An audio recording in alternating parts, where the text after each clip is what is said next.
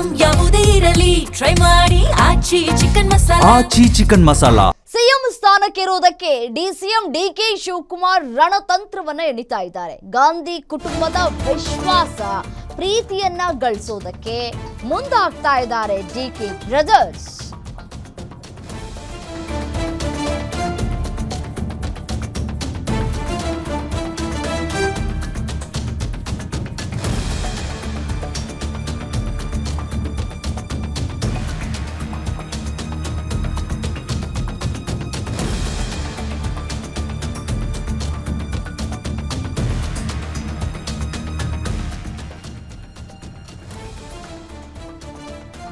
ಸೋನಿಯಾ ಪ್ರಿಯಾಂಕಾ ಬಳಿಕ ರಾಹುಲ್ ರವರ ಮನಗೆಲ್ಲೋದಕ್ಕೆ ಇದೀಗ ಮುಂದಾಗ್ತಾ ಇದ್ದಾರೆ ಡಿಕೆ.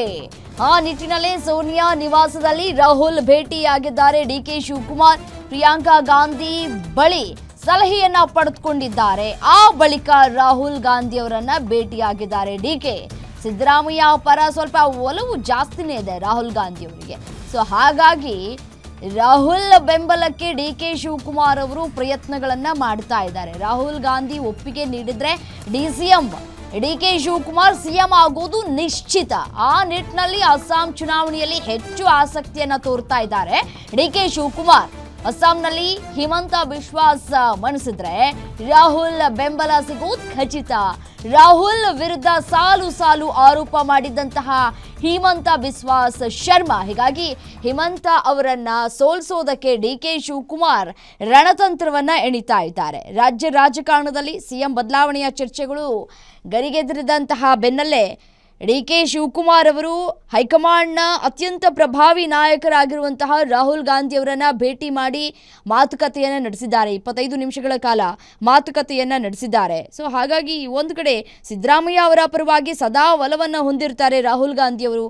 ಯಾವಾಗಲೂ ಕೂಡ ಅವ್ರ ಪರವಾಗಿ ನಿಲ್ಲೋದನ್ನು ಸಾಕಷ್ಟು ಬಾರಿ ಗಮನಿಸಿದ್ದೇವೆ. ಸೊ ಹಾಗಾಗಿ ಅವರನ್ನು ತಮ್ಮತ್ತ ಸೆಳೆಯೋದಕ್ಕೆ ಡಿಕೆ ಶಿವಕುಮಾರ್ ಅವರು ಈ ಬಾರಿಯ ಮುಖ್ಯ ಗುರಿ ಏನಪ್ಪ ಅಂತಂದರೆ ಹೇಗಾದರೂ ಮಾಡಿ ಹಿಮಂತ ಬಿಸ್ವಾಸ್ ಅವರನ್ನ ಸೋಲಿಸಬೇಕು ಅನ್ನೋದು. ಸೋಲಿಸ್ಬಿಟ್ರೆ ಒಂದು ಕಡೆ ರಾಹುಲ್ ಗಾಂಧಿಯವರ ಒಲವು ಡಿಕೆ ಶಿವಕುಮಾರ್ ಅವರ ಮೇಲೆ ಹೋಗುತ್ತೆ. ಡಿಕೆ ಶಿವಕುಮಾರ್ ಅವರು ಆ ನಂತರ ಸಿಎಂ ಆಗಬಹುದು. ಸಿಎಂ ಆಗುವಂತಹ ಕನಸನ್ನು ಈ ಮುಖಾಂತರ ಅವರು ಈಡೇರಿಸಿಕೊಳ್ಳೋದಕ್ಕೆ ಸತತವಾಗಿ ಪ್ರಯತ್ನವನ್ನು ಮಾಡ್ತಾ ಇದ್ದಾರೆ.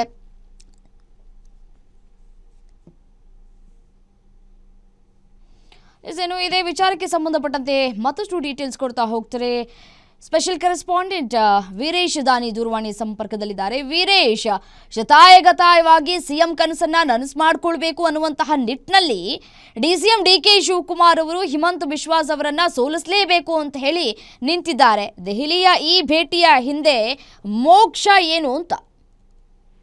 ರಮ್ಯಾ, ಡಿಸಿಎಂ ಡಿಕೆ ಶಿವಕುಮಾರ್ ಅವರು ಸಿಎಂ ಸ್ಥಾನಕ್ಕೆ ಏರ್ಲಿಕ್ಬೇಕಾದ್ರೆ ರಾಹುಲ್ ಗಾಂಧಿ ಅವರ ಅಭಿಪ್ರಾಯ ಮತ್ತು ಅಭಿಮತ ಸಾಕಷ್ಟು ಮುಖ್ಯವಾಗಿರುವಂತದ್ದು. ಹೀಗಾಗಿ ರಾಹುಲ್ ಗಾಂಧಿ ಅವರನ್ನ ಅಸ್ಸಾಂ ಚುನಾವಣೆಯ ವಿಚಾರದಲ್ಲಿ ಅವರಿಗೆ ಒಂದು ಪ್ಲಸ್ ಪಾಯಿಂಟ್ ಅನ್ನು ಕೊಡ್ಲಿಕ್ಕೋಸ್ಕರನೇ ಡಿಸಿಎಂ ಡಿಕೆ ಶಿವಕುಮಾರ್ ಅವರು ಸಾಕಷ್ಟು ಶ್ರಮಿಸ್ತಾ ಇರುವಂತದ್ದು.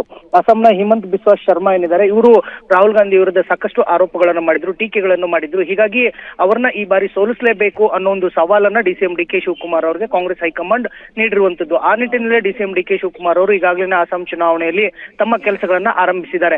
ಅಸ್ಸಾಂ ಚುನಾವಣೆ ವೇಳೆಯಲ್ಲಿ ಒಂದು ವೇಳೆ ಕಾಂಗ್ರೆಸ್ಗೆ ಹೈಕಮಾಂಡ್ ಪರವಾಗಿ ಒಂದು ರಿಸಲ್ಟ್ ಬಂದಿದ್ದೆ ಆದ್ರೆ ಡಿಸಿಎಂ ಡಿಕೆ ಶಿವಕುಮಾರ್ ಅವರಿಗೆ ಬಹುದೊಡ್ಡದಾದಂತಹ ಗೆಲುವು ಸಿಗುವಂತ ಸಾಧ್ಯತೆಗಳು ಇರುವಂತದ್ದು. ಮತ್ತು ರಾಹುಲ್ ಗಾಂಧಿ ಅವರ ಪ್ರೀತಿ, ವಿಶ್ವಾಸ ಮತ್ತು ಅಭಿಮಾನವೂ ಸಹ ಡಿಸಿಎಂ ಡಿಕೆ ಶಿವಕುಮಾರ್ ಅವರ ಪರವಾಗಿ ಬರುತ್ತೆ.